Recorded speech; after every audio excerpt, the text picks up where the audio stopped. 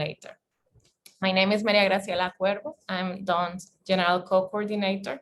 I'm based in the Dominican Republic. And I'm going to introduce a little later all the other people who joins me. But in terms of the format of the session, this is going to be a recorded session that we hope to upload to the YouTube channel later on and be able to share with others that couldn't join today. The participants will be muted to enable the speakers to talk without interruptions and also to guarantee the interpreters have a good sound. We have interpretation from English to Spanish and Spanish to English throughout the session. So if you want to switch to Spanish, you can do so on the interpretation button, which is like a little globe on the next to the Q&A button in the screen. I'm going to say that in Spanish now, just in case. Bienvenidas las personas que hablan español y bueno, tenemos interpretación de inglés a español, español a inglés, que podrán acceder a ella en el botón de traducción que aparece con un globito en el menú de Zoom debajo. We will have the option of questions and comments, both through the chat, which we prefer that you just comment there. But if you have questions for the speakers throughout the session, please put them on the Q&A section of the Zoom. It's going to be easier for us to access to them later during the talk. So with that, I think I cover the housekeeping rules and I can officially start the session. Welcome all. I see that new people has arrived. This is the first of the second round of Dawn Talks on COVID-19. Last year for Dawn and as everyone in the world, it was a lot to take in the beginning of the pandemic and the impact to livelihoods and to our work and to everyone that the immediate health crisis and then socioeconomic crisis the pandemic brought with it. And we decided to organize these talks with experts, with people originally internally in Dawn to reflect on those impacts and to be able to discuss feminist alternative to what's going on and also to just foster feminist reflections, especially from the Global South around the issues that we are now facing. So these talks now are in the context of the deepening of the crisis, but also from a Dawn perspective, they are in the context of two projects related to COVID-19 that we've been developing. One of them is around policy transformations that are happening and will happen during this period that respond not only to the health crisis, but also to other areas like macroeconomics, social protection, migration, and labor policies that we want to study, and we want to see how these changes are going to impact the new world that is yet to come and that has been changing already. So this talk on social protection and informal workers is under that project, and we'll have other talks that will be under the project of the Feminist People's Vaccine, which addresses the inequities and inequalities to access to medicines and access to vaccines for COVID-19.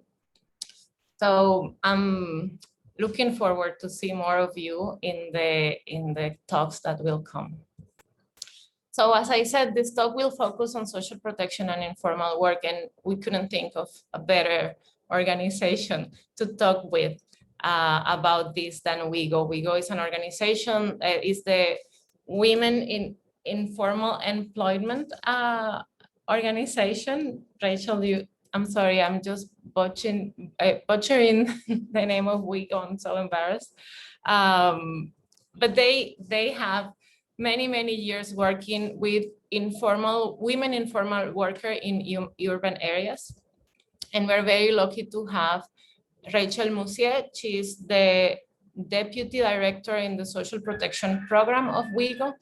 And she has a lot of experience in relation to social protection, particularly on childcare, but also other social insurance and other areas within social protection. Rachel is joining us from Mauritius, where she is based now. And just welcome, Rachel. We're really lucky to have you. We'll later have other people joining the talk. We'll have commentators from other regions and countries that I'll be happy to introduce later on. But just to begin the talk, Rachel, I want to get from you a general idea of the key challenges that WIEGO have seen for informal workers during the pandemic, and what are the sectors that have been particularly affected? Thanks, María Graciela, for the introduction. And of course, thank you to the team at Dawn who helped organize this and to the interpreters today. It's a real honor to be here. I've always drawn on Dawn's incredible work in my own research, and I feel very privileged and lucky as well to be here today. So just to answer your first question, so the ILO projected at the very beginning of this pandemic last year that 1.6 billion of the 2 billion workers in the informal economy would be amongst the most severely affected by the pandemic. And so 2 billion workers represents about 61% of workers are in the informal economy. And within those projections, the ILO also said that women informal workers were likely to be more affected than men because they were concentrated in sectors that were identified as high risk, such as in light manufacturing, in retail, in accommodation, etc. And these projections at the global level are actually reflected in the research that we've been doing at WIEGO. So over the course of last year and this year, we've been doing a 12-city global COVID-19 survey with about 2,200 respondents, 70% of whom are women across 5 regions. And much of my points coming out of in this talk are from some of those initial survey results from 2020. We're conducting the survey, the second round of the survey right now. But also my talk will draw on engagements with workers in the informal economy since the pandemic started. And what we're really trying to understand is the multidimensional nature of this crisis for working class women and men across 4 key sectors. So at WIEGO, we work primarily with domestic workers, home-based workers, street vendors and market traders, and waste pickers. And to understand this multidimensional crisis, we have and we continue to draw on the Lund and Srinivas framework to understand the gendered risks informal workers face and the protections they require.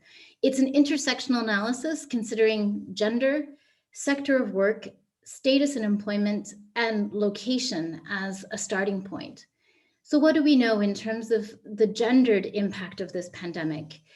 We know that women have been hit hardest by job losses and that they've been the last to recover earnings due to increasing unpaid care work at home and the vulnerable nature of their employment to begin with. So the 12 cities global survey found that by July 2020, women who noted an increase in their care responsibilities were earning 40% of their pre-COVID earnings, as compared to all other workers who were earning at least 60% of their pre-COVID earnings. And this finding holds true across the 4 sectors. We also saw and heard of incidences of violence and harassment, both at home and when accessing public spaces. And increasingly, women informal workers are reporting struggling with mental health, as a result of this cumulative stress and insecurity. When we look at the sector of work, we see that domestic workers have been impacted in multiple ways, and Fish can speak more to this. So some domestic workers have been locked out of employment, particularly live-out domestic workers, while live-in domestic workers have been locked into employment, where they've been forced to stay at their employers' residences during the lockdown, without any labor protections or protective personal equipment. Home-based workers were the least able to work and the slowest to recover as a result of a lack of jobs or work orders from employers and their contractors. They've also seen fluctuations in demand and supply of prices, and other factors in the supply chain that have just made it very difficult for them to work during the lockdown and post-lockdown.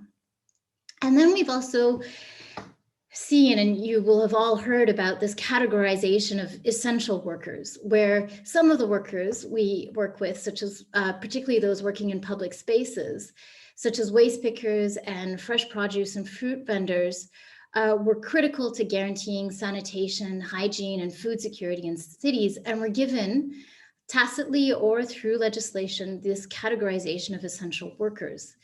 But essential work has also been unprotected. Essential workers have also been unprotected, and there's been this this emergence of this notion of essential and disposable, which came from the global north, but I think really reflects how women from racial, migrant, ethnic, and religious minorities who are in these sectors that are considered essential are actually face greater vulnerabilities because they are expected to work without any of the protections, be it against the health risks, but also in terms of labor and social protections. And then we look at status of employment. And here, self-employment, we see that globally, more women informal workers are self-employed than those in wage employment. So wage employment accounts for between 17 to 36% of informal employment for women across the global South. And though we see significant job losses for women informal workers, waged workers, we also see that income losses for the self-employed were more important than job losses. And finally, on location, to finish the sort of the framework that we've been using, the pandemic has underscored how unprotected workers are both in their workplace and in their homes when these are not the same. So living in crowded, low-income neighborhoods and informal settlements, traveling to work on public transport, working in their employers' homes or in public workspaces have meant that workers in the informal economy are more exposed to COVID-19. I want to touch on a part of this analysis to bring in the question of migration.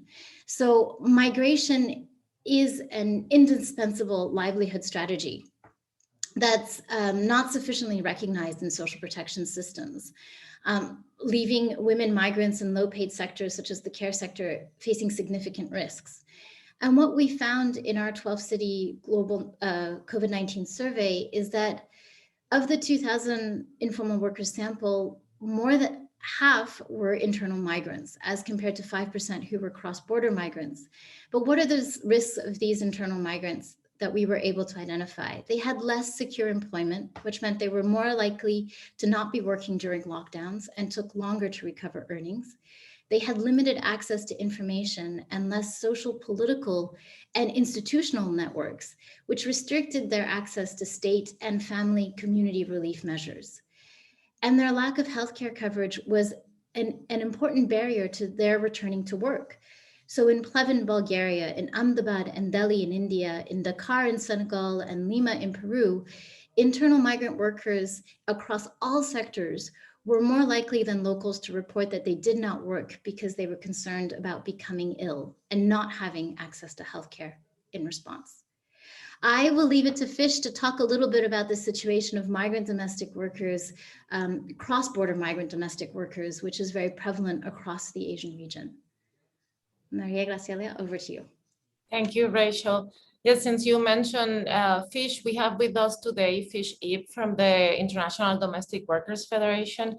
We also have Ritu Devan, who is an Indian scholar that have done a lot of research on informal work, including internal migration in India of informal workers, and she will also speak a little bit about that. And last but not least, our own Flora Partenio from Argentina, who is part of DON Executive Committee. And we'll also speak about another group that has been particularly affected during the pandemic, which are the informal workers in the gig economy or platform workers that, we've said. Flora she dropped out, but she will be joining soon. But going back to your response, Rachel, you provide a very good overview of a wide range of informal workers and how they were particularly affected over the last year.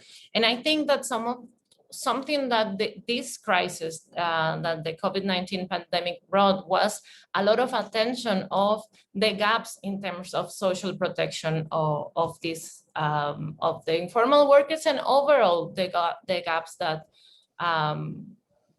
around the world social protection has. So it's been a great revealer, we would say. And in fact, we have seen that there is a push for social protection measures in many countries, included in the global south, and included in places where there was this idea that it was too difficult to reach informal workers for many reasons, all of which has been contested by feminists. And I would like to hear from you to what extent informal workers have been integrated in the recovery plans and social protection policies based on the research that WIEGO has done. Thanks. Yeah, so there has been, like you say, a lot of attention on sort of bringing or including informal workers into social protection COVID-19 responses. And we've seen, I think we're now at 3,300 new social protection and labor market measures that have been taken since the start of the pandemic, most of which have been cash transfers. But we see that this response is quite unequal. So where their strongest responses are in high and middle income countries, and very limited set of responses in low income countries. And according to the UNDP, UN Women COVID-19 Gender Response Tracker, which many of you have referred to, we see that only 13% of the social protection and labor market measures targeted women, and only 11% addressed unpaid care demands. So for informal workers generally, I would say that they still remain within the missing middle, and that many of these responses social protection responses have not been gender responsive. So what does it mean to be in the missing middle in social protection policies? Informal workers are often not considered to be poor enough for poverty targeted social assistance programs, such as cash and food transfers, or they may be excluded as working age adults when transfers are targeted to specific segments of the population, such as children or older persons. And informal workers are also excluded from social insurance schemes that cover workers in the formal economy, such as national pension schemes. And their low and irregular incomes make it difficult for them to contribute to social insurance schemes, while many of these are not adapted to informal workers' specific needs and contributory capacity. What we saw in our own survey is that only 40% of the respondents benefited from cash or food relief from the state. And the low value of these transfers, coupled with the desperate situation of many informal workers, did not make a discernible impact on income and food security, even when workers benefited from relief. What's interesting is my colleagues also just recently did a review of legal responses to the pandemic in several Anglophone African countries.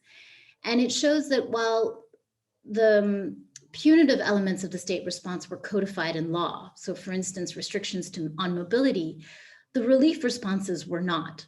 So relief responses relied mainly on policy and pronouncements. And what we're seeing here is that the extension of social protection for informal workers is not leading to new legal entitlements. These could be very short-term emergency measures that are not leading to recognition, to rights, to labor protections or social protections. And just on this question, I want to touch on what is the demand in response of this very patchy and unequal social protection response coming from informal workers. First is that they want, it's a combination of policies around social protection, quality public care services, and employment and livelihood support. And in terms of social protection, informal workers do not only want cash and in-kind transfers. I mean, women informal workers talk to us about the need for food relief. They talk to us about cash transfers, but they're also speaking to us about greater inclusion in social insurance schemes linked to their work.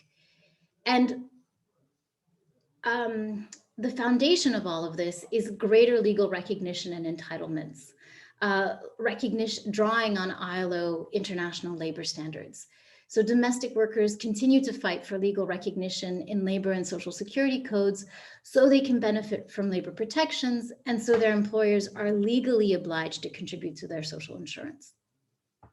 So I just wanted to highlight those demands coming out of this rather unequal response. Yeah, absolutely. And I think you touched upon something that at Dawn, we develop an analytical framework to assess these changes these policy changes from a feminist perspective.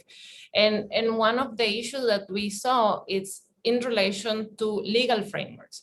So legal frameworks are so important, and most of the policies, rather to build up to legal frameworks that could sustain the provision of services and guarantee human rights, the changes have gone the other way around. Yeah. It's not necessarily the case of social protection generally, but we've seen that in terms of labor protections and labor rights, which are very much aligned with social protection measures, or more, not aligned, but linked to social protection measures. Absolutely. So I think that's a very interesting point that needs to be raised more often, and particularly because this is an opportunity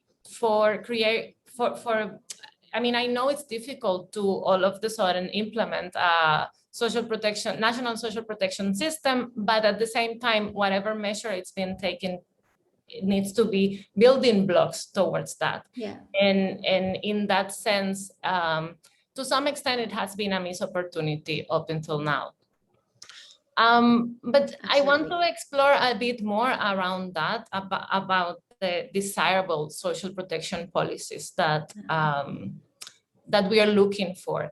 And we've seen that the problem with social protection over the past years is that there has been huge underinvestment that it's linked to loan conditionalities in countries of the South to a great extent.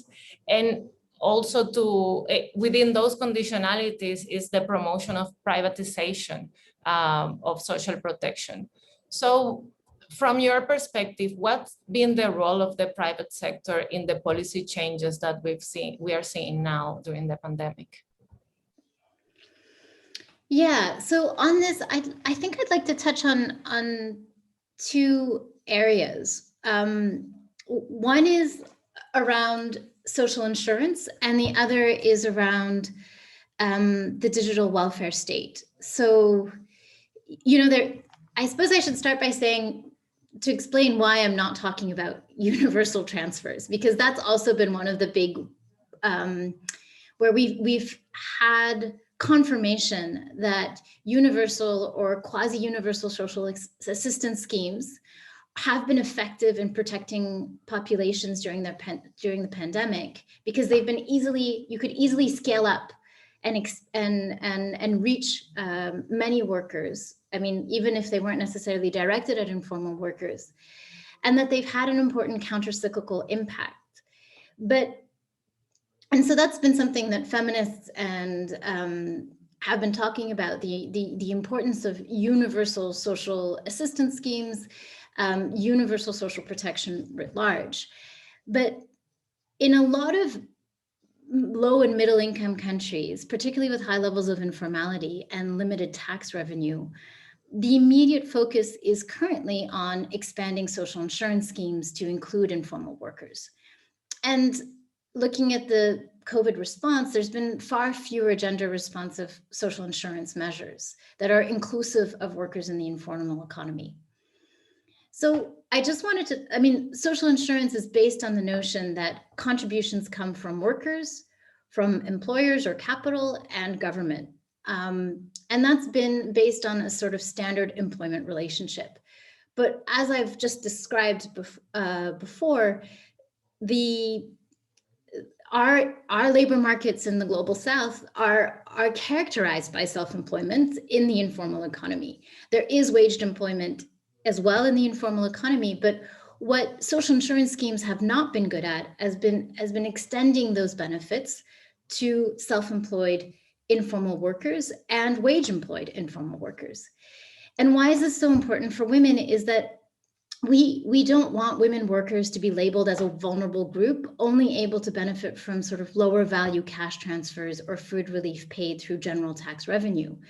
We want contributions from employers and government and we want them integrated into social insurance systems. And social insurance systems provide higher order benefits than cash and in-kind transfers. For instance, they provide maternity benefits, unemployment, pensions, and health insurance. And I think we have feminist research has looked at social insurance, has really already highlighted the gender biases evident in systems in the global north. And we have an opportunity in the global south to imagine social insurance systems that better reflect our labor markets, that introduce schemes that recognize women's unequal responsibility for unpaid care work through contributory care credits, and consider the portability of social insurance schemes for migrant workers. But here there are two financing components that I think are key and that touch on the role of capital. First is that, and government. First is that social insurance schemes, to be inclusive of informal workers and financially sustainable, these schemes, informal workers should join existing schemes with formal workers and employers. This allows formal sector workers and employers to subsidize the cost of the benefits for informal workers. A second point is around government contributions. If women are to be included into these schemes, then contribution levels should be adapted to their earnings, and governments have to consider either partially or fully subsidizing their contributions. We have the data that shows that women informal workers earn less and more irregular incomes in self-employment, which means they cannot bear the cost of contributions alone. And this sort of sharing of the costs between the government, capital, or employers, capital writ large, because it would include the self-employed, but also workers, is a more equal distribution of the costs of social protection, and providing protection that is more comprehensive to women informal workers. The second area where I think privatization has been very pronounced is around the digital welfare state. My colleague Laura Alfers, who's on the call right now, wrote a great article in Project Syndicate a few months ago on the successes and challenges for workers in the informal economy to access digital welfare services and relief during the pandemic. There's been a lot of talk about just the importance of new online registration and e-wallets, online bank transfers that have allowed millions of informal workers who were outside of the grant system to register for social assistance. But many others were inevitably excluded by that digital sort of registration mechanism. And the exclusion for women is very clear due to the gender digital divide. So this poses a real and immediately visible challenge to women informal workers, access to social protection and public services. But what's less visible is the growing role of private companies in the new digital welfare state and the risk this poses more generally to access, accountability, and privacy. The former UN Special Rapporteur, Philip Alston, published a report in 2019, and it's a searing critique of digital welfare states that are leading to lower government spending on welfare programs, reducing the pool of beneficiaries, and eliminating some services. In the report, he talks about how the digital welfare state is opening the door to unregulated privatization of national welfare systems and the promotion of cash transfers to the detriment of in-kind transfers, leading to greater financialization. And this is something that Lina Lavinas has been writing about in the case of Brazil, but I think we're really seeing that impetus with the onset of the digital welfare state, where big tech companies operate in an almost rights-free zone and are leading to the design and implementation of significant parts of the digital welfare state with little to no government oversight or tripartite oversight with either workers, employers, and government. And there's a real threat of sort of growing surveillance of the working class when accessing basic public services or social assistance becomes contingent on providing biometric data, like your fingerprints.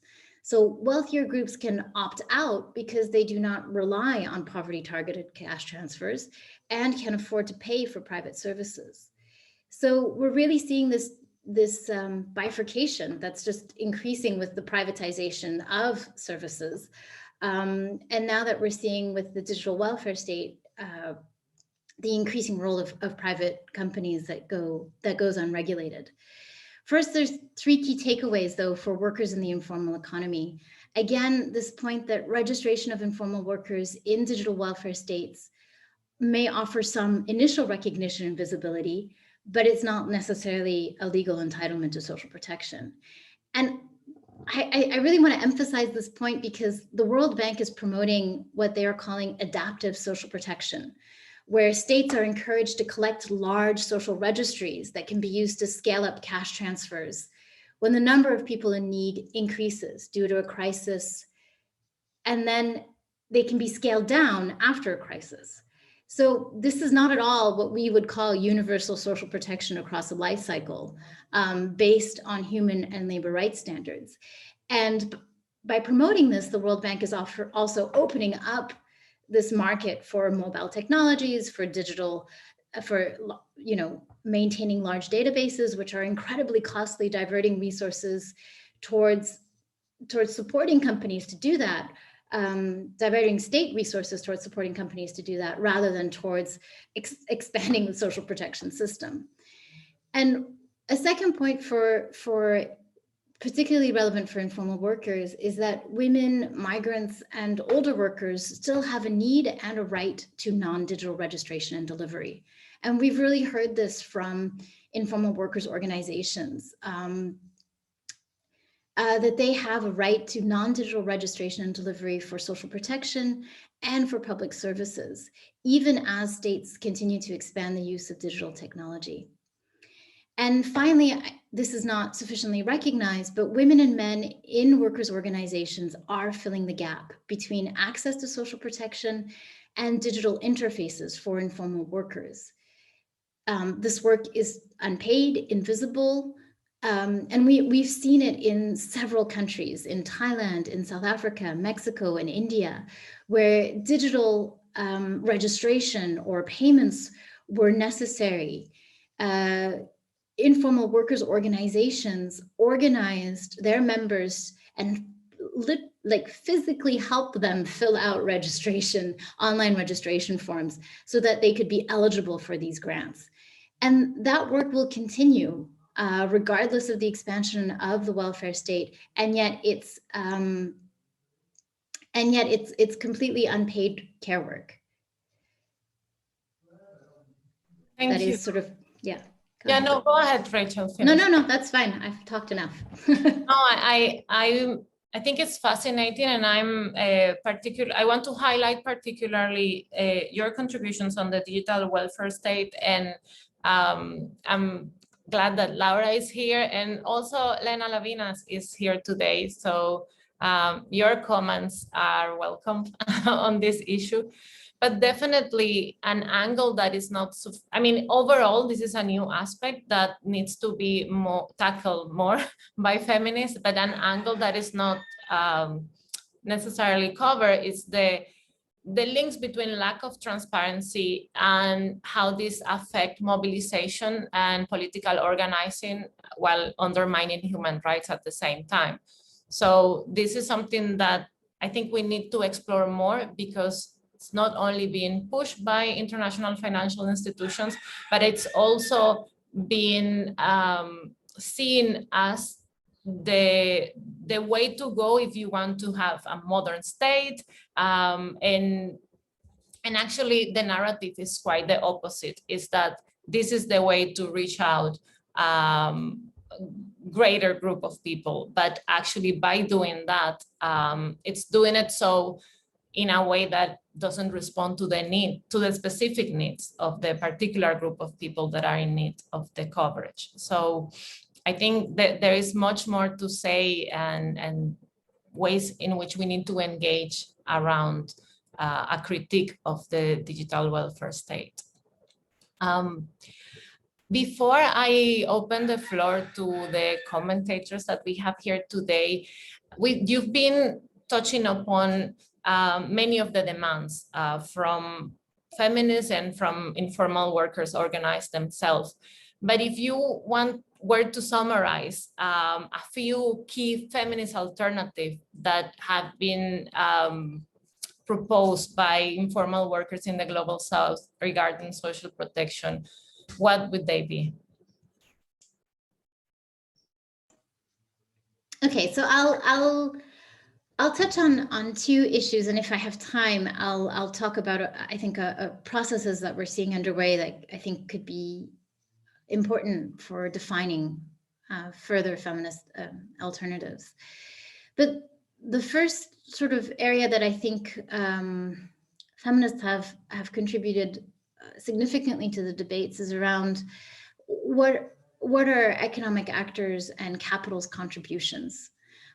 So to financing social protection and public services. And, you know, the feminist and labor movements have long supported calls to end rampant tax avoidance and evasion so that governments in the Global South can hold on to the tax revenue they need to invest in quality public services and expand cash and in-kind transfers. Feminist critique of IMF policies, austerity policies, have also talked about the need for maintaining rather than reducing social insurance, social security contributions by employers and corporations. And a key question we're discussing with informal organizations is how can corporations finance social protection measures for dependent contractors and self-employed informal workers, not just for waged informal workers. So this would be outside of the standard employment relationship. And here what we're talking about is, for instance, corporations recognizing and contributing towards social insurance for home workers in their supply chains, or street vendors and market traders in their distribution networks, or waste pickers who clean up their industrial waste. And this, I mean, we have very few examples of this to show.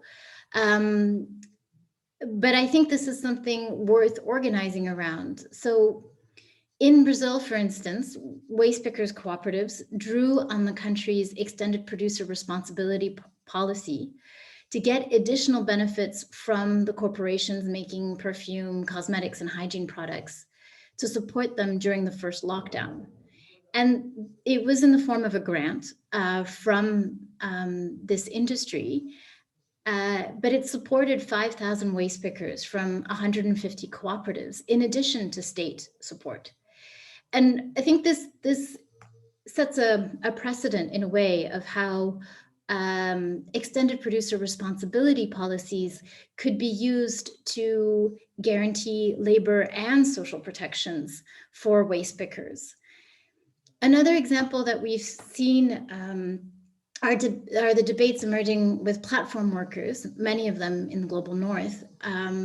And many of these platform workers, and Flora will talk more about this, but are informal, and they are considered to be dependent contractors as per the ILO statistical definition.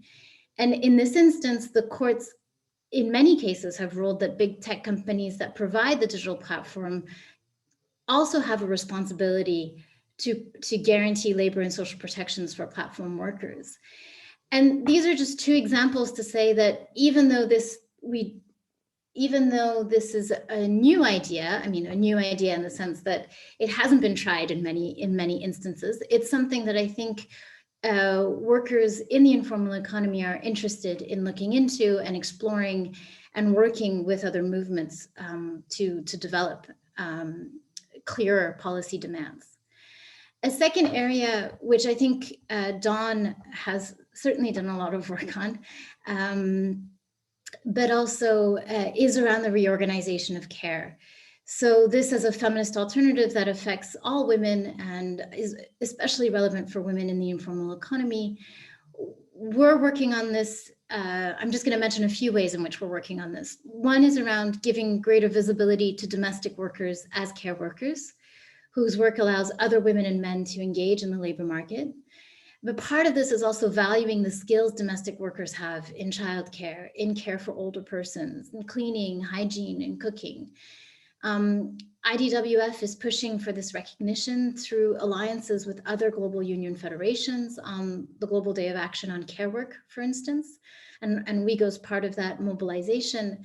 And I think that's helping to value care work even within, and care workers even within the labor movement. And I think that's a really important way forward for us in terms of thinking about valuing care workers, most of whom are women, from, at least those in the most vulnerable employment are women from racial, migrant, ethnic, and religious minorities.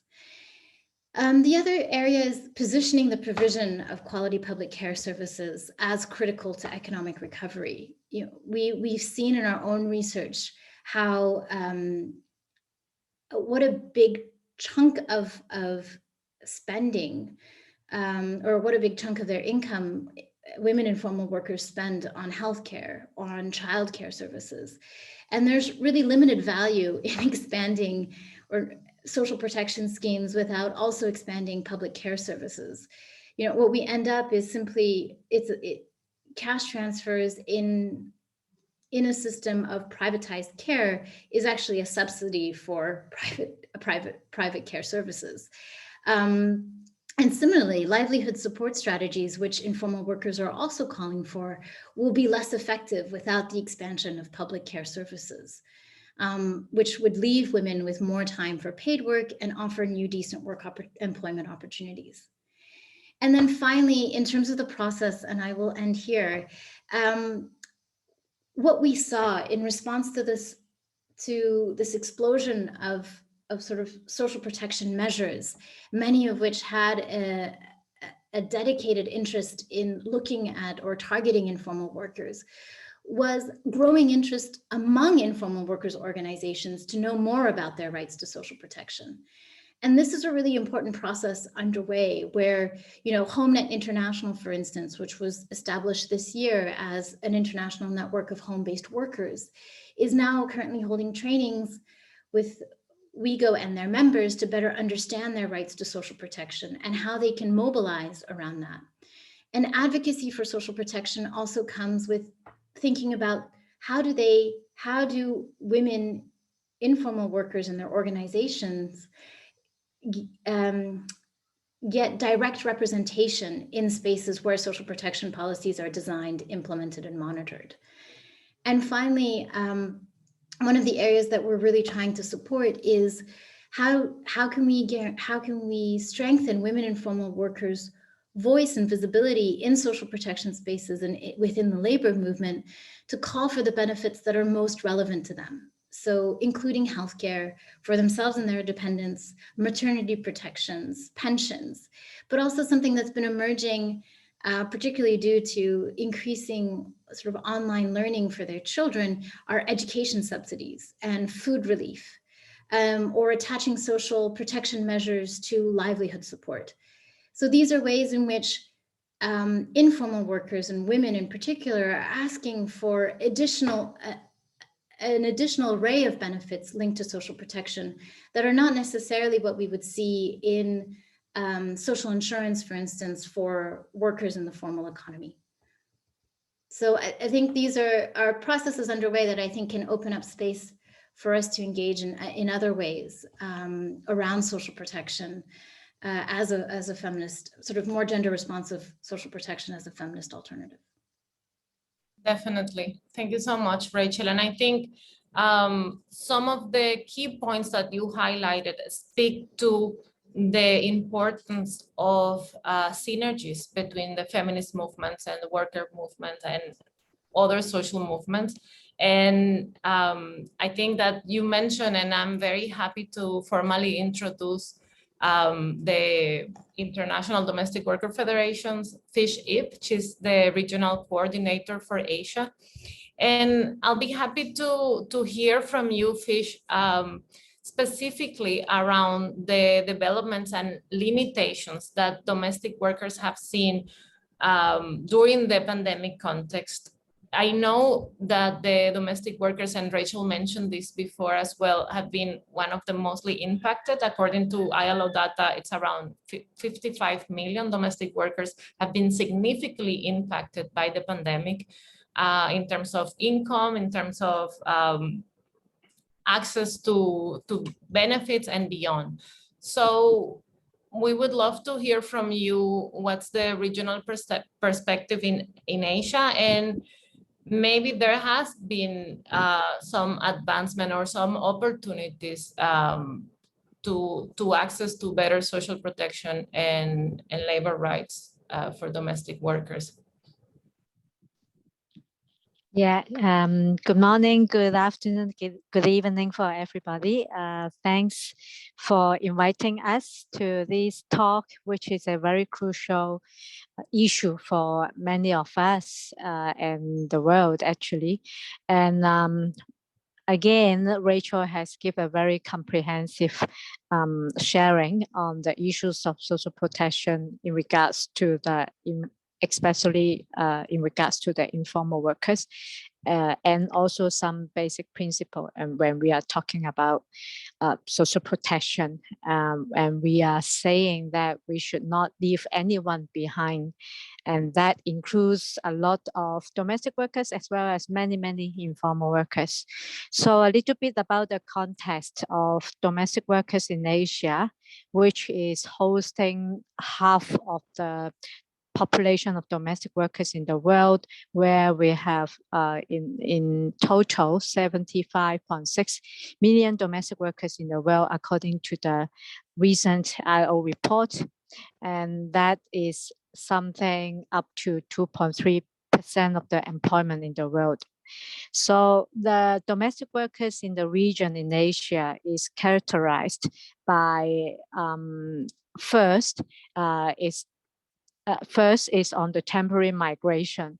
So there are many migrant domestic workers hired inside the region from the region, and they are on contract based, like richer Asian countries like Singapore, Taiwan, Hong Kong, etc. We have like 1 out of 6 in Singapore households, or 1 out of 8 Hong Kong households are hiring migrant domestic workers. That means the women who are released to work in the formal employment, they are hiring another women to do the work as a domestic workers, as a migrant domestic workers, and they are all on temporary migration status, meaning they have 2-year contract usually, and then they won't gain any residency even they work for many years, 30 years, 40 years even. So meaning these migrants will not enjoy any pension, and they are not entitled to any social protection in their home country as well as in the destination, because the destination see them as temporary. Another big characteristic of domestic workers in the region is the rural migrants. And in Asia, we have very big countries like in India, China, Indonesia, and these are rural migrants who migrate from other states in India, for example, from poorer places to the cities to work. And these, again, it looks like cross-border migrant as well, because these rural migrants usually don't enjoy any residency in the city area. So visa and residency is a big obstacles for domestic workers, especially in the region, for the entitlement for any protection, including the social protection. And the other big obstacle for us is the labor law coverage, because it's still very rampant in Asian countries that domestic workers are still seen as servants and maids, and they are supposed to work around the clock without any holidays or any rest days. And actually, according to the latest ILO statistic, over 60% of domestic workers in Asia are excluded by the labor law, and over 70% of domestic workers in Asia are not covered by any single social security benefit. And this is very, very serious. And we suffer more when we had the COVID-19 pandemic, because first, when the government is offering food relief or cash relief, because these domestic workers are not workers, so the relief to workers is not going to be enjoyed by the domestic workers because they are not seen as workers. The other issues, and even the government is giving relief to the general public, but then these rural migrant or cross-border migrant, they don't have a residency status, so they also do not enjoy any entitlement to the relief. And there are also undocumented migrant domestic workers who have been hiding. So and of course, like many other workers and informal workers, there are lots of jobs and income, and they are still, actually, it's a matter of how to survive, how to get food, and especially in the current period of time, we have another cycle of big increase of COVID-19 infection, and the governance are very weak in general. So many of the people are like just get sick in the home and died in the home without any access to the medical or health services. So yeah, but still, because we have a lot of mobilization and organizing of domestic workers in the ground, so we do have places when domestic workers are able to lobby with the government to get some relief, to get to submit a list of domestic workers who are in need of help to the local government or to the central government.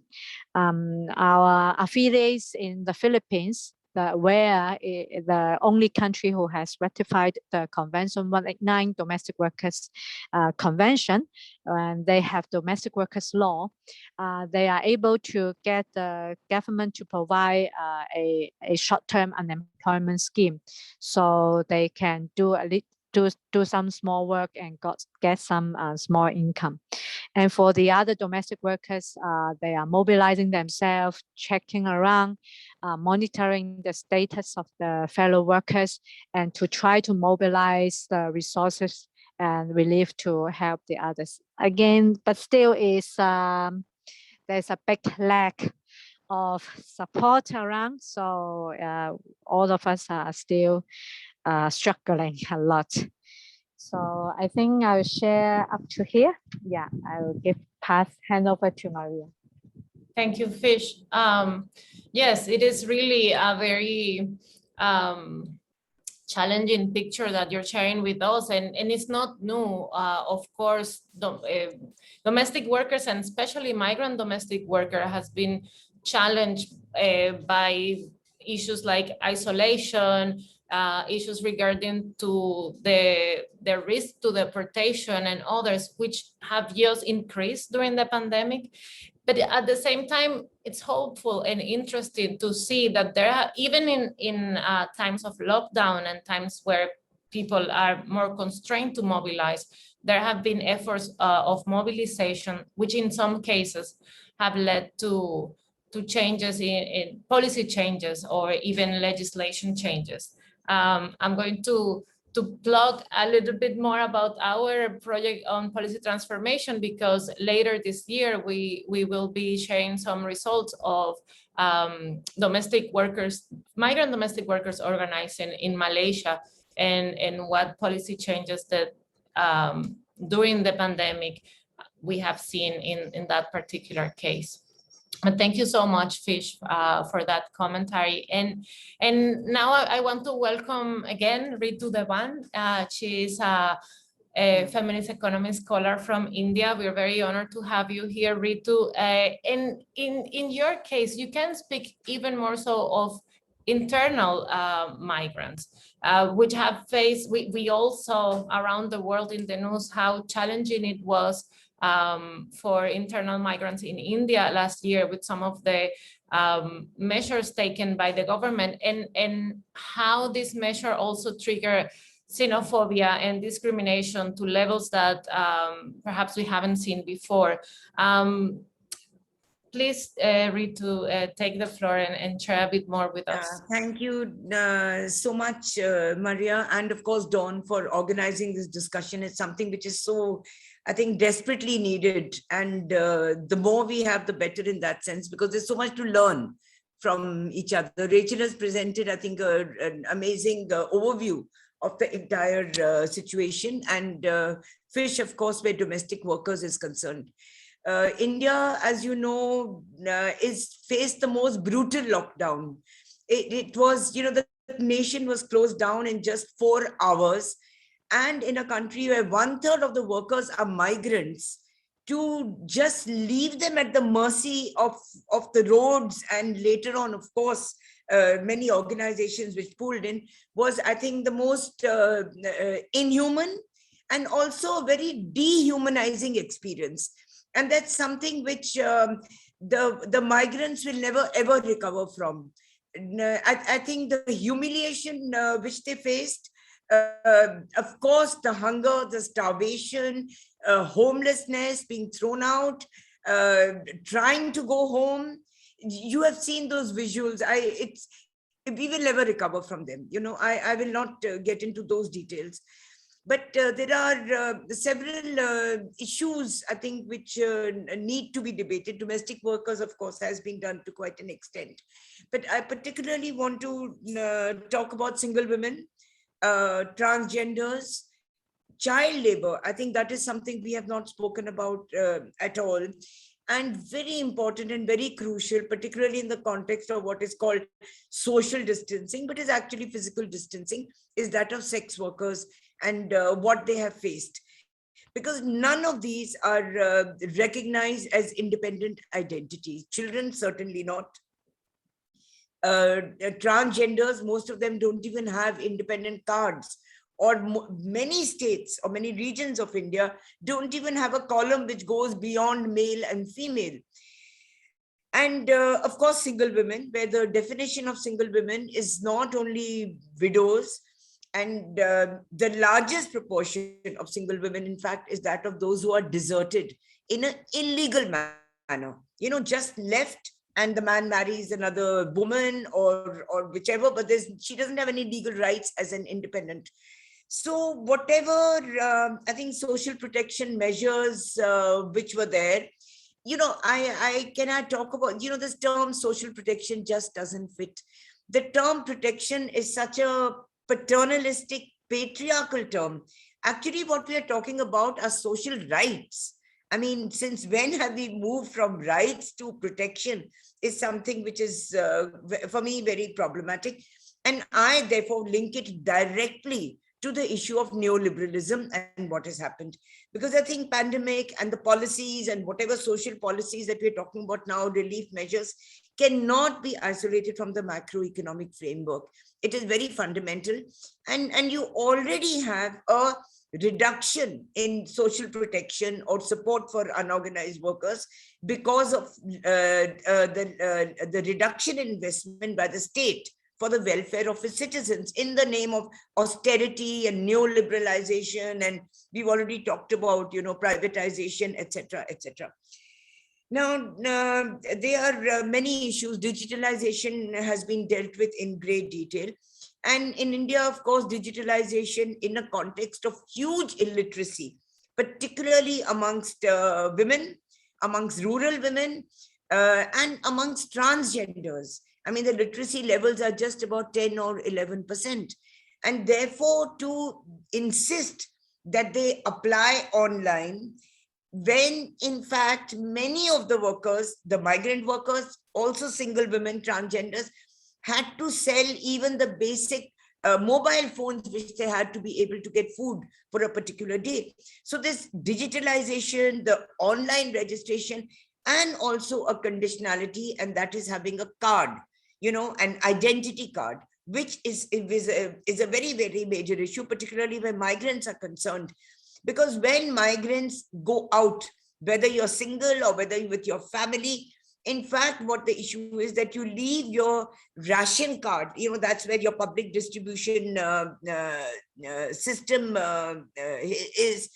is that they have left the cards or the access of the public distribution system behind with the families, with the aged and maybe with the children or other relatives. So to insist on an identity card instead of it being universal is something I think which left out. The work which we've done is left out about 80% of the single women and almost all the transgenders, except in 1 or 2 states where, NGOs intervened and we intervened legally and we managed to get some of the changes which were done where that was concerned. In India in particular, and I don't want to romanticize the past, but in terms of labor laws and in terms of labor legislations, but we had a pretty good setup.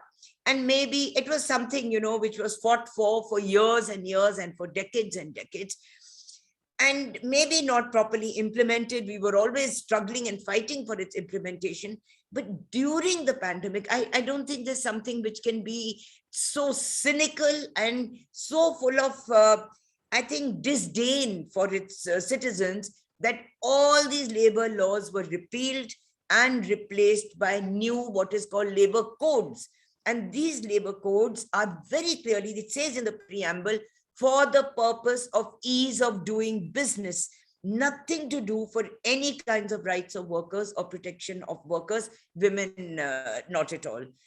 There's a lot more to say, but I just want to add on that it's not only the lack of investment, no direct cash benefit transfers uniformly in India.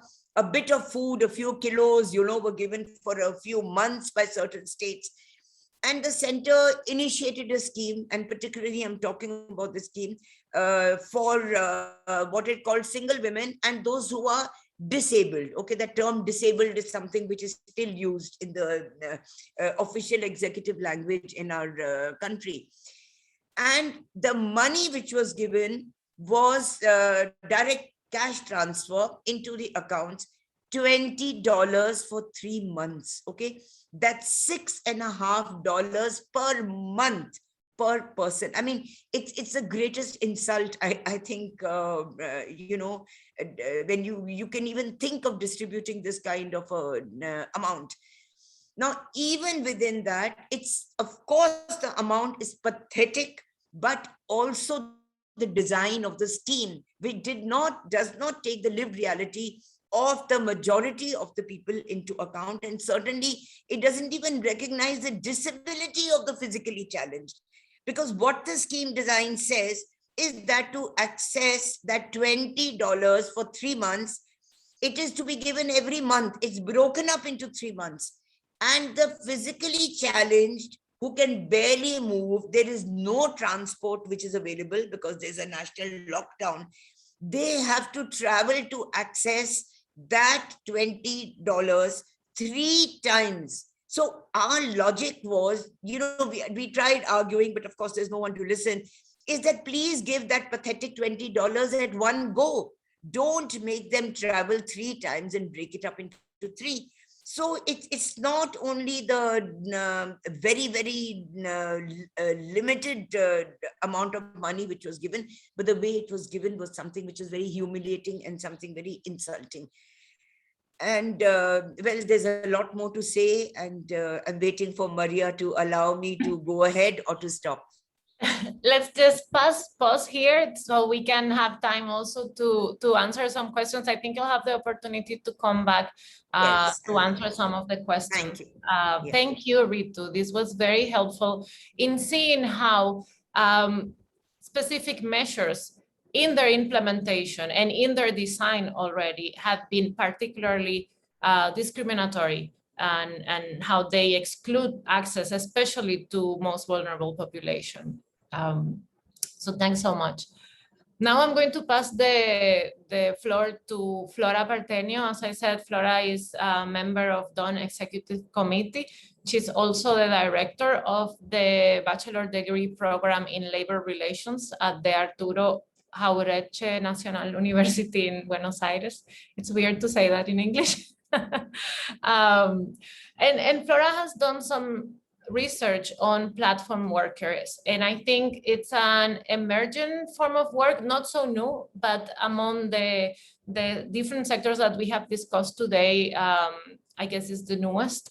And the pandemic has exacerbated the challenges and precarization of these informal workers. So Flora, can you please speak a bit to that? Yes, thanks, María Graciela. I will speak in Spanish.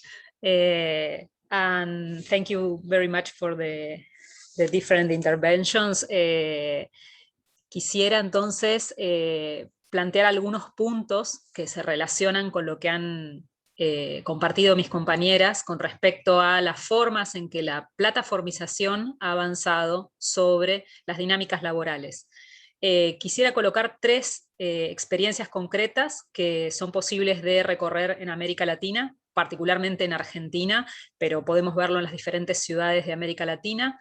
Una de ellas es lo que la pandemia y los escenarios de confinamiento han vuelto más visibles, que es el trabajo de plataformas de delivery, aquellas trabajadoras y trabajadores que reparten comida, alimentos y bebidas a lo largo de toda la jornada laboral, que se extiende entre 12 a 14 horas diarias, para justamente entregar a domicilio estos productos que durante la pandemia justamente mostraron el sector de crecimiento y que particularmente en Argentina fueron caracterizados como trabajadores esenciales. Pero aquí encontramos la paradoja: trabajadoras esenciales con total ausencia de derechos laborales y, por supuesto, ausencia de protección social. De hecho, las empresas de plataforma que aparecen como meras intermediarias han acrecentado o incrementado su cartera de clientes, han redoblado los protocolos para garantizar que el cliente reciba sus productos en buen estado y con los protocolos de higiene, y sin embargo han desprotegido totalmente en materia de protocolos a esas trabajadoras y trabajadores, es decir, con medidas de higiene y protección básicas, digamos, ¿no? De trabajar en la calle, de no tener acceso a elementos de higiene y protección. Entonces, esta paradoja de trabajadoras esenciales para la caracterización, pero sin embargo la desprotección, no solamente se ve en el trabajo de delivery, como decía recién, que es lo más visible, o en el trabajo de transporte de pasajeros. Los casos de Uber han sido los más llamativos en el mundo, y sobre todo las disputas de estas empresas por evitar sus responsabilidades laborales. El otro caso que a mí me gustaría mencionar con mucho con mucha atención es el avance de la economía digital, de la plataformización del trabajo en los servicios de cuidado y trabajo doméstico remunerado. Y aquí creo que encontramos un lado B de esta crisis de los cuidados, que es justamente esta ofensiva del poder corporativo en lo que se llaman las care apps o los servicios de cuidado a domicilio. Si bien en América Latina estas plataformas de cuidado tienen cerca de 6 años en diferentes ciudades, podemos mencionar Colombia, México, Argentina, en los últimos meses, justamente donde la ausencia de servicios de cuidado para adultos mayores ha mostrado una necesidad concreta, las plataformas han crecido justamente brindando este servicio. Ahora, ¿qué encontramos aquí y en las experiencias que estamos siguiendo con particular atención? Que estas plataformas de cuidado generan oportunidades de inclusión financiera y crediticia para las mujeres. Es decir, se genera un circuito de endeudamiento muy peligroso, donde la plataforma no solamente es intermediaria para ofrecer trabajo y empleo, sino que al mismo tiempo es generadora de nuevas fuentes de endeudamiento para las mujeres. Como nos dijo una trabajadora cuidadora domiciliaria, vivo trabajando para pagar. Esto es, el circuito de endeudamiento a través de la plataforma es un circuito que justamente le garantiza posibilidades de conexión a través de medios digitales con nuevas posibilidades de empleo. Estas plataformas están fuera de cualquier regulación estatal y al mismo tiempo están totalmente enlazadas con los grandes poderes de los bancos.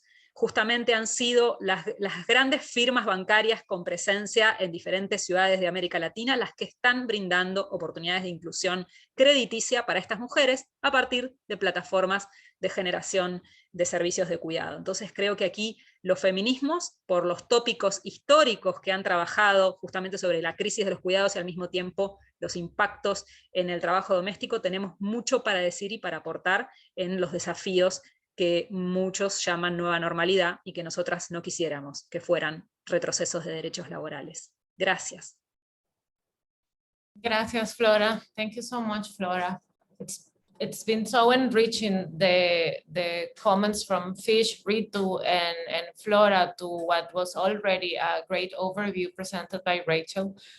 We now have shortened, unfortunately, the time for questions and comments, but I think it's been a good trade-off at the same time. So we're going to leave the last 15 minutes to address some of these comments and questions. I'm going to read them in the interest of time, and then you can decide, Rachel, Fish, Ritu, and Flora, who wants to take them.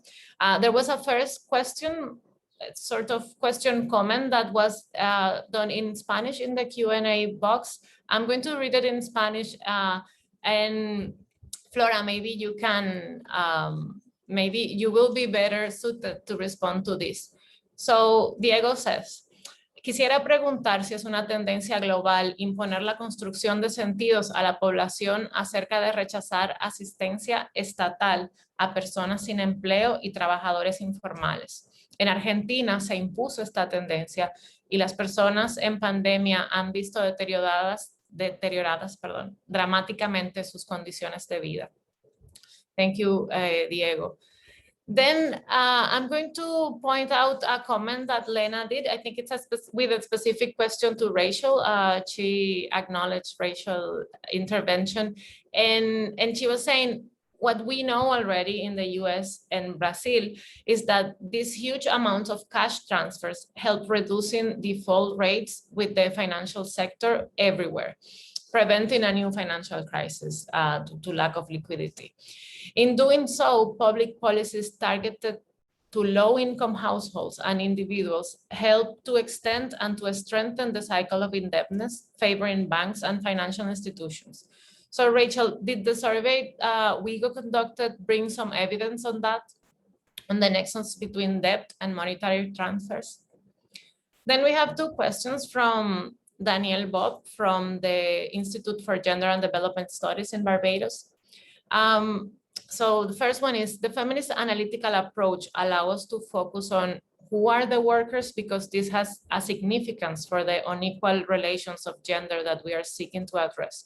For example, there are vulnerable groups who are primarily in the informal sectors, namely LGBTQ+ community, elderly, undocumented migrants.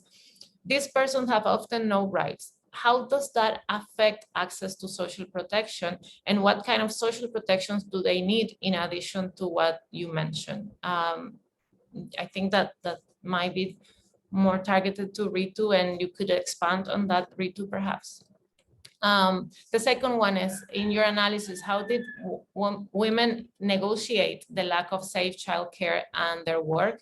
And how are children included or engaged under social protection practices? For example, households with children were in Barbados were given priority to receive state and community assistance. And finally, this is a question to any of the speakers in relation to universal basic income guarantee and whether feminists should support this.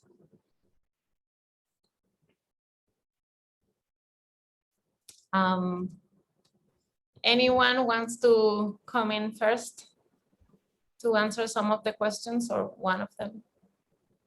Yeah, sorry, Maria, could you just repeat that first question? The bandwidth was very low, so it was cracking. What was the first question on social protection? The first one that I read in Spanish, or the one from that I mentioned? English, what you read just now. Yes, I just said, well, I don't know if I think this is the one you're referring, but Danielle Bob from Barbados was asking, the feminist analytical approach allows us to focus on who are the workers, because this has significance for the unequal relations of gender that we are seeking to address. For example, there are vulnerable groups who are primarily in the informal sector, like LGBTQ+ community, undocumented migrants. So how does that affect access to social protection? Yeah. Yeah, now, first of all, for me, it's the issue of the definition of worker. That becomes a very important aspect, because generally it is those in the labor market who are recognized, in the open labor market, who are recognized as workers.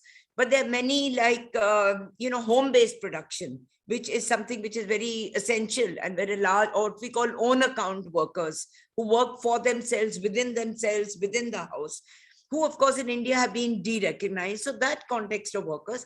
And secondly, I would like to integrate the issue of unpaid work into this context of workers. I think that is something which is very essential, because with this work from home issue, the aspect of unpaid workers has become unpaid work for women and for men. Okay, I'm not saying only, but much more, of course, for women, is something which is very, very important. So this also links to the fact that the kind of investment which you have to make in even providing nutrition, to these children, and particularly, of course, to LGBTQ. I cannot believe the level of insensitivity which exists. They are not even recognized, in India, they were just decriminalized. They were treated as criminals, and they were decriminalized only about 2 years ago. And that's also after a long struggle in the courts.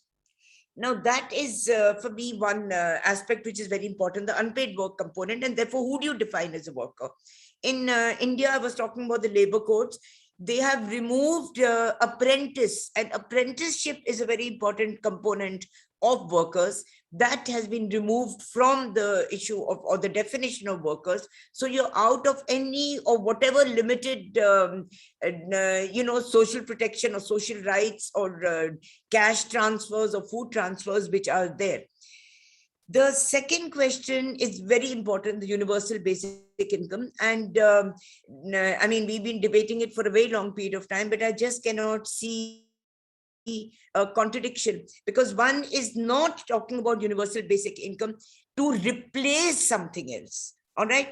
it is in the context and along with, it's complementary to and not opposed to state welfare schemes or public provisioning. So it's not if you give everybody, you know, your $10 or $20 and the state absolves itself of its responsibilities.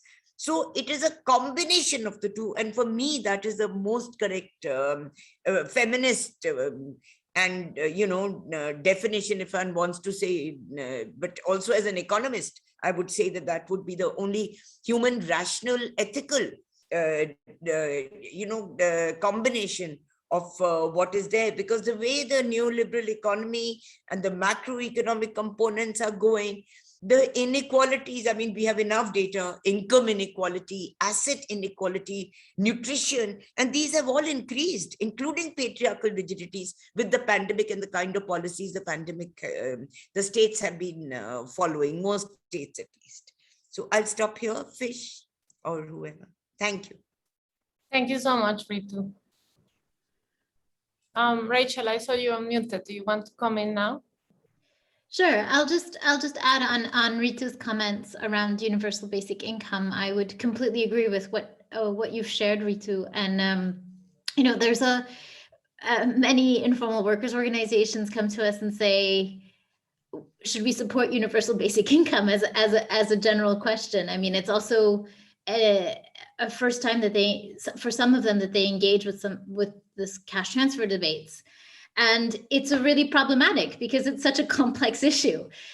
So it seems, when we talk about it without all the background, it seems like a simple fix. And yet it is so dependent on the context in which you're having this discussion and the system that exists on which the universal basic income would be built on. And also the level of privatization around care services. So if it's about giving money to then purchase care services, that's not at all how we would imagine universal basic income being a progressive measure. And just to add here that I think, as you mentioned, Ritu, around the macroeconomic framework that underpins all of this is, how is a universal basic income, how will it be financed? Is it through progressive taxation? Is it, so who will be paying for it? I think it's such a fundamental question in terms of whether it is or is not a progressive policy. And where, some of my colleagues in South Africa will support the proposal on universal basic income.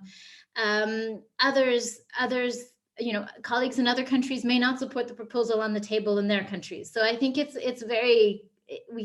I would not have a sort of blanket position on universal basic income in terms of whether it is not always progressive. There are very specific conditions around which it can be progressive. The other point that was raised in some of the discussions in South Africa was whether the low value of the grant would also then reduce the extent of the increase in other universal transfers, the increase in the value of other universal transfers that specifically benefit women. So for instance, the old age pension or the child support grant. Would those schemes be able to also increase in value over time if there is an introduction of a universal basic income? So I think those are all considerations for us. And I don't see an immediate sort of yes/no answer. It's certainly not that. On childcare, I wanted to come back to this, to your question. Thank you, Danielle.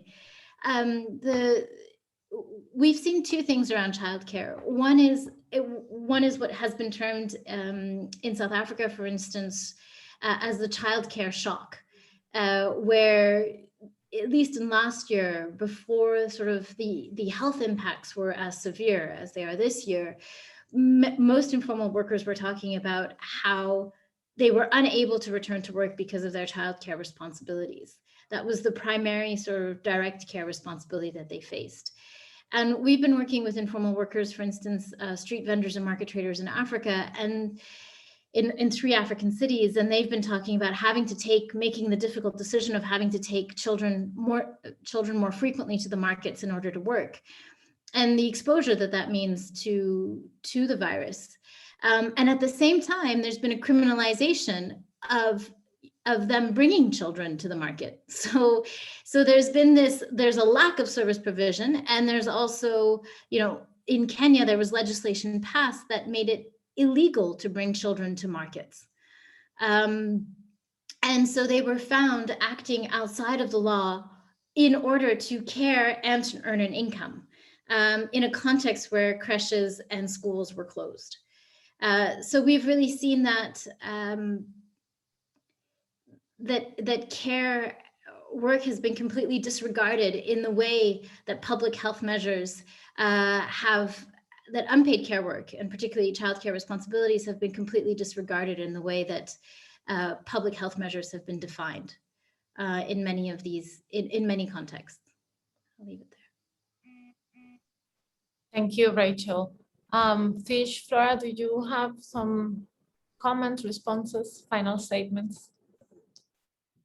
I think many things have been said. I totally agree on what has been said.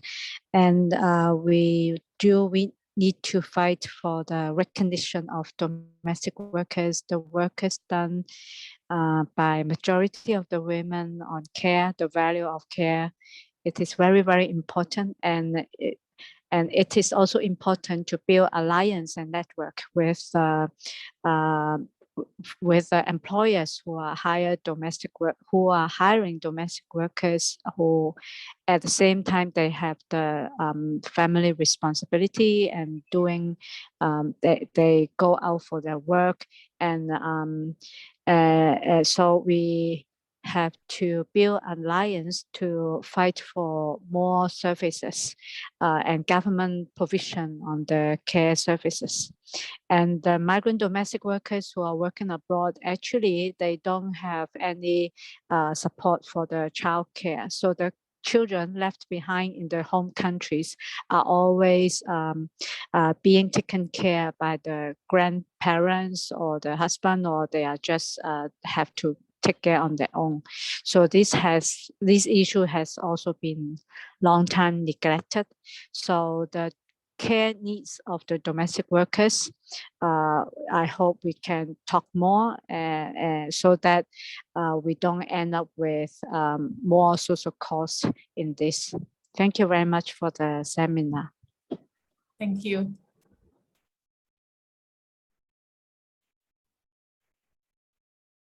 Yes, Flora.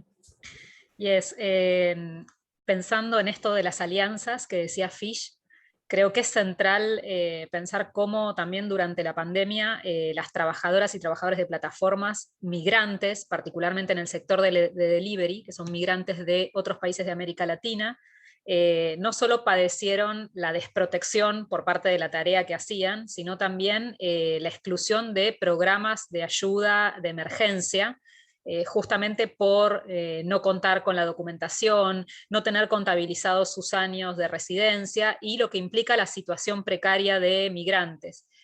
Pero particularmente en el caso de las trabajadoras de plataformas que se dedican al delivery, han sido las que más vieron impactada su caída de ingresos, justamente por el hecho de no poder salir a cumplir con las tareas de reparto por la tarea de cuidado que tenían frente a sus hijos cuando, por ejemplo, no estaban con escuela presencial y tenían que llevar las tareas escolares de modo virtual. Entonces esto también impactó de modo desigual entre repartidoras de delivery y repartidores varones. Y esto también hay que tenerlo en cuenta porque a veces se habla del incremento de la tarea en términos generales y no se pueden ver esas desigualdades de género que durante la pandemia se profundizaron en estos sectores de plataformas. Gracias. Gracias, Flora. Y gracias a Rachel, a Fish, a Ritu nueva vez, a todas las personas que han participado y que se han quedado hasta ahora. Yo voy a resaltar que a modo de conclusión, pero es muy difícil hacer una cortita conclusión con todas con la riqueza de los comentarios que hemos recibido. And I just realized that I moved to Spanish. My brain just automatically moved by hearing Florencia. I hope I didn't mess up the translators.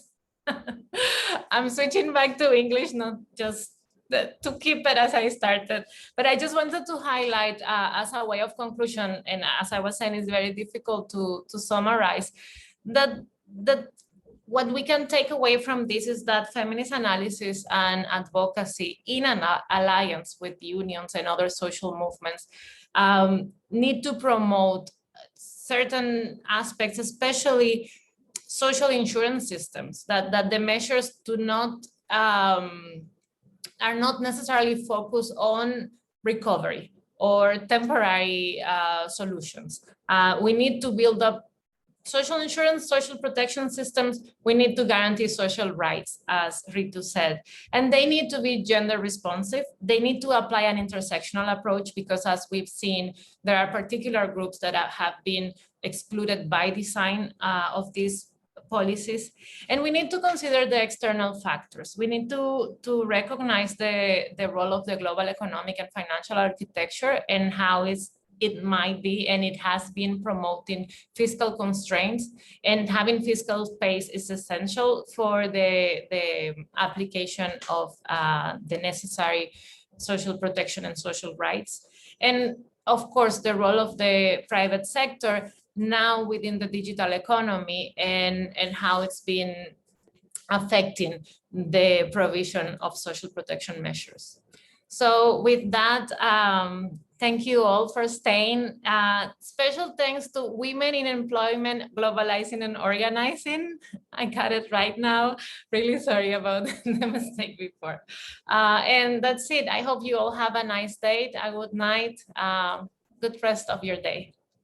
Next, Dawn talks. Oh, sure. Please be attentive to our social media, Dawn Feminist, in Twitter, Facebook, Instagram, and others. We will have a Dawn Talk over the next 3 months. The next Dawn Talk will focus on the feminist people's vaccine. I think it's going to be very interesting. We'll have under that umbrella, we'll talk about the TRIP waiver and intellectual property rights and how that affect access to vaccines. And last but not least, we'll have Lina Lavinas with us back speaking on the financialization of social protection. So we look forward to have you all back. Thanks, Gita. Bye-bye, everyone. Thank you. Thank you, everyone. Thank you, Maria. Goodbye. Thanks, Rachel. Bye. Goodbye. Thanks.